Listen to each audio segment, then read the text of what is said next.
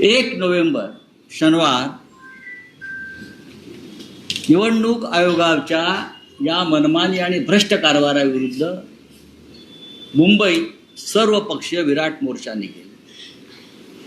महाराष्ट्राच्या जिल्ह्यातून गावागावातून मतदानाचा अधिकार गमावलेले लाखो लोक इथे येतील आणि मतदारांची ताकद जी आहे ही देशाच्या पंतप्रधानांना, गृहमंत्र्यांना, निवडणूक आयोगांना दाखवली जाईल।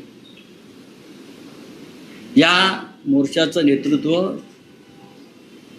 माननीय शरद पवार साहेब, माननीय उद्धव ठाकरे साहेब, माननीय राज ठाकरे साहेब, काँग्रेस पक्षाचे ज्येष्ठ नेते, आम्ही त्यांना निमंत्रण देऊ।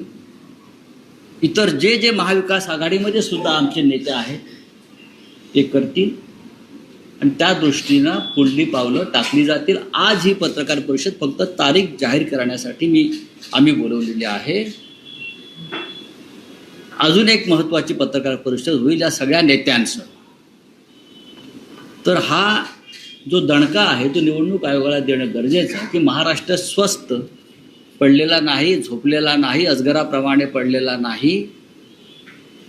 तुमचं जर आमच्या पुढे असं आव्हान उभं करणार असाल तर आव्हान स्वीकारण्याची आमची तयारी आहे। त्याच्यामुळे 1 नोव्हेंबर हा महाराष्ट्रातला एक महत्त्वाचा दिवस असेल आणि देशाच्या लोकशाहीसाठी अशा प्रकारचा मोर्चा आम्ही दिल्लीत राहुल गांधी यांच्या नेतृत्वाखाली निवडणूक आयोगावर नेला होता। तेव्हा सुद्धा सर्व पक्षाचे प्रमुख नेते रस्त्यावर उतरले होते, त्यात माननीय शरद पवार साहेब सुद्धा होते। स्वतः आम्ही सगळे होतो, खासदार होते, इतर नेते होते आणि त्याच पद्धतीनं महाराष्ट्रामध्ये मोर्चा निघेल।